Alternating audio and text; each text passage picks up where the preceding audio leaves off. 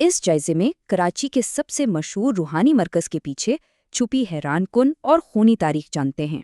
जहां आज लाखों लोग सुकून पाते हैं, वहां असल में एक पुरतशद्दुद सियासी तसादुम हुआ था। आखिर कैसे? देखिए, एक तरफ नई ताकतवर अब्बासी सल्तनत थी और दूसरी तरफ मदीना में सादात का खिलाफत का ऐलान। तो हुआ कुछ यूं कि अपना पैगाम फैलाने के लिए उन्हें सिंध भेजा गया, जो एक खतरनाक मिशन था। मशहूर तारीखदान इब्न कसीर बताते हैं कि वो 145 हिजरी में सिंध आए और 6 साल रुके। अब्बासी जासूसों से बचने के लिए उन्होंने घोड़ों के ताजिर का रूप धारा और 20 साथियों के साथ आए। मगर यहाँ एक दिलचस्प मोड़ आया। सिंध का अब्बासी गवर्नर दुश्मन बनने के बजाय खुद उनका अकीदतमंद बन गया। फिर अचानक हालात बिगड़ गए। अब्बासी फौज ने इनके वालिद और चचा को शहीद करके गिरफ्तारी का हुक्म दिया। इन्हें बचाने के लिए इस हमदर्द गवर्नर ने उन्हें एक नौ मुस्लिम साहिली राजा के पास पनाह लेने भेज दिया। राजा ने वफादारी दिखाई, अपनी बेटी की इनसे शादी कराई और ये रूहानी सिलसिला खामोशी से आगे बढ़ता रहा।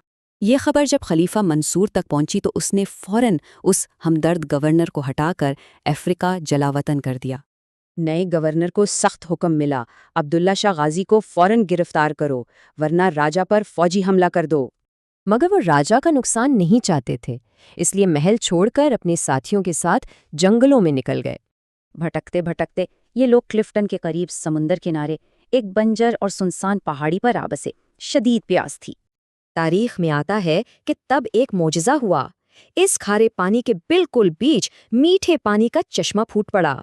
लेकिन एक दिन पहाड़ी से नीचे आते हुए अचानक उनका सामना एक अब्बासी सरहदी दस्ते से हो ही गया। खलीफा के इनाम के लालच में दस्ते ने हमला किया। वो अमन चाहते थे, मगर मजबूरन दिफा के लिए लड़ना पड़ा। सर पर एक जानलेवा वार लगा और फिर दुश्मन फौज अजीब सी घबराहट का शिकार होकर फौरन भाग गई। फौज के वापस आने की डर से उनके साथियों ने जिस्म मुबारक को आर्जी तौर पर झाड़ियों में छुपा दिया। बिलाखिर 151 हिजरी में उन्हें उसी क्लिफ्टन की पहाड़ी पर दफन कर दिया गया, जहां आज मज़ार है। आज यहाँ बहुत सुकून मिलता है। सोचिए, क्या ये खूनी तारीख इन रूहानी मकामात को मज़ीद ख़ास नहीं बनाती?